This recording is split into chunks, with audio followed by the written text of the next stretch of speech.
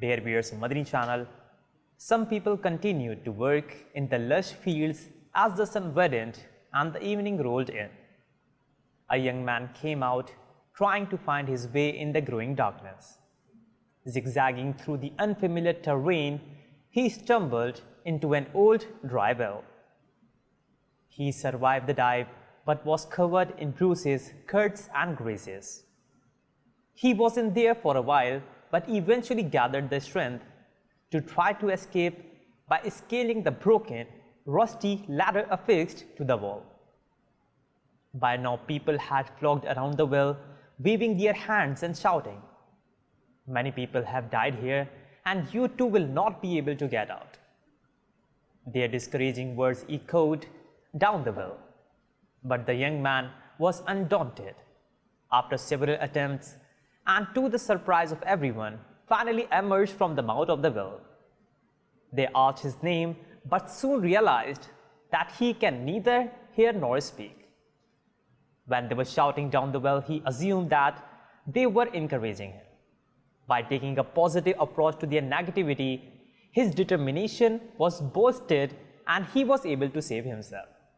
Although we cannot control people's optimism or pessimism towards us, but we can choose how we respond. Do we let their words drive us into the ground, or do we rise with more resolve in pursuit of success? We should adopt a positive mind, and no matter how much discouragement we face, we should act as though we never heard anything and strive even harder for success. Through the mercy of Allah Almighty, a day will come when those who try to discourage us will see our success and be amazed. Dear viewers of Madani Channel, now I am going to share with you tips on how to avoid the negative effects and harms of discouragement. Number 1.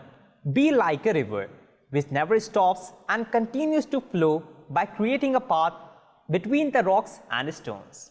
Number 2. Keep your heart strong and not like a fragile glass.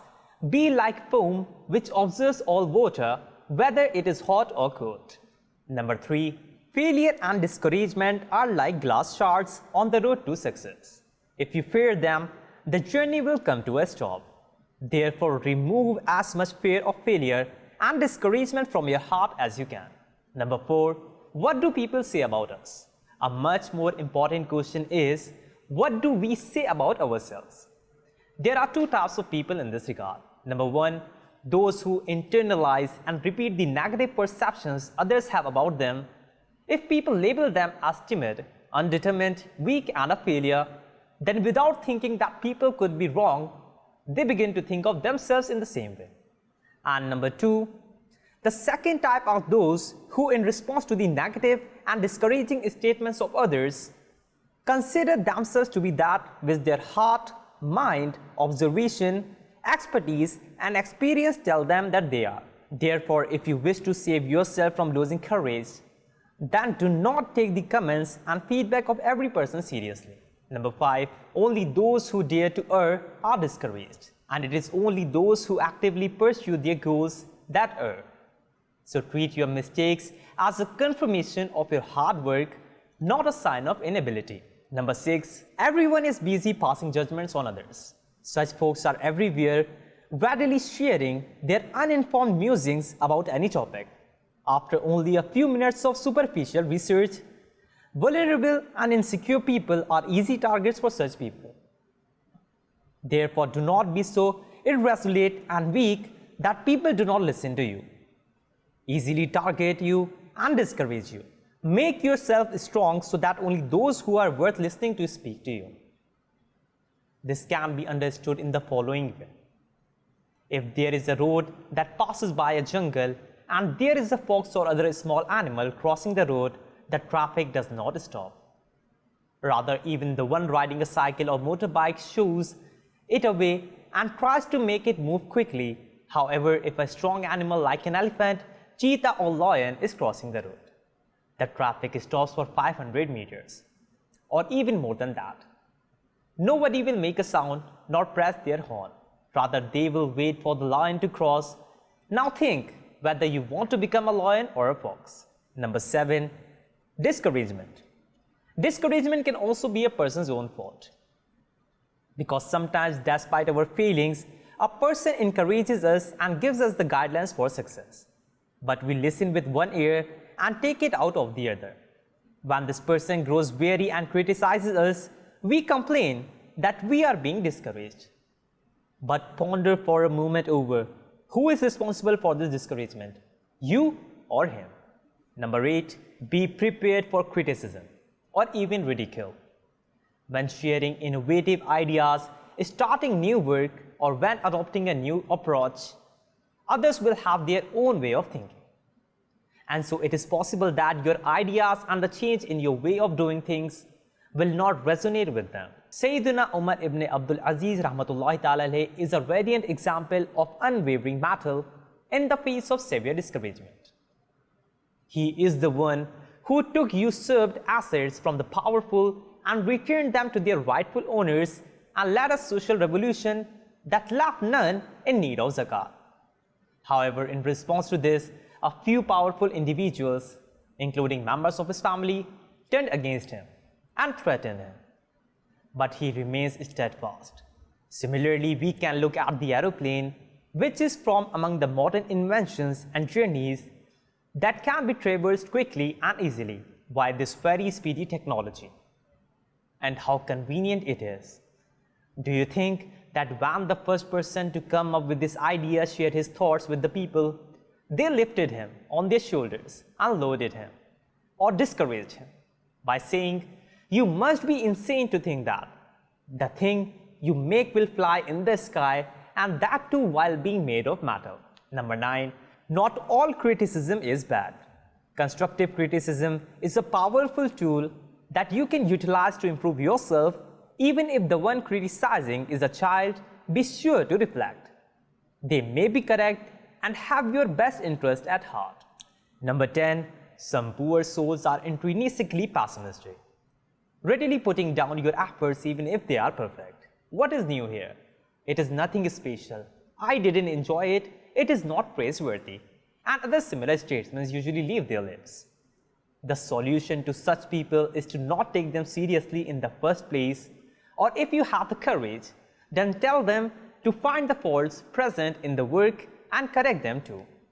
Like the artist who showcased his landscape painting in an art gallery with the caption, "If there are any faults, highlight them." After a few hours, he saw that the painting was full of circle markings, but he was very tolerant and went to his mentor. Telling him everything, the mentor told him to paint another picture and caption it, "Correct any faults." So he did this, and after the entire day had passed, he looked at the painting in the evening, and there was not even a single mark on it. It was the same as it was in the beginning. Dear viewers of Madani Channel, now I am going to tell you a very important point. Number 11, sometimes we discourage ourselves by comparing and belittling our field or expertise in comparison to others. Then we garner unrealistic hopes, take incorrect decisions, pick the wrong people for group works, and finally give up when the results are not what we expected. We should avoid this too. Point number 12. You are not the first or last person who will be dishonored. History is full of people who were discouraged. The disbelievers tried to dissuade our beloved Prophet ﷺ many ways. They accused him of insanity, and even his relatives, such as his uncle Abu Lahab, sternly opposed him. He ﷺ and his family were ostracized for 3 years and confined to the valley of Abu Talib. Camel entrails were placed on his blessed back while he prostrated. In a bid to publicly insult him, during his trip to Taif, some foolish Turks pelted him with stones. Eventually, he ﷺ was compelled to leave his birthplace of Makkah and migrate to Medina. He ﷺ was tested so much that he said, "I have been tested the most in the way of Allah." However, he faced the circumstances with such determination and patience that the intellects are left amazed. Then the noble companions were made to face discouraging situations after accepting Islam. Some were not spoken to by their mothers some were subjected to oppression by their fathers, some were made to lay down on the scorching hot sand, and weight was placed on their chest, and they were told to leave Islam.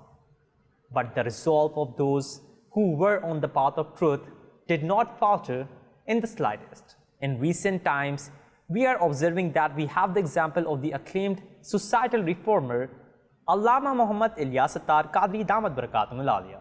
Although today he is hailed as the pioneering founder and leader of the largest religious movement in the Islamic world, Dawateislami, around 41 years ago. When he was working to expand the work of Dawateislami, there were few who encouraged him, but many who discouraged him.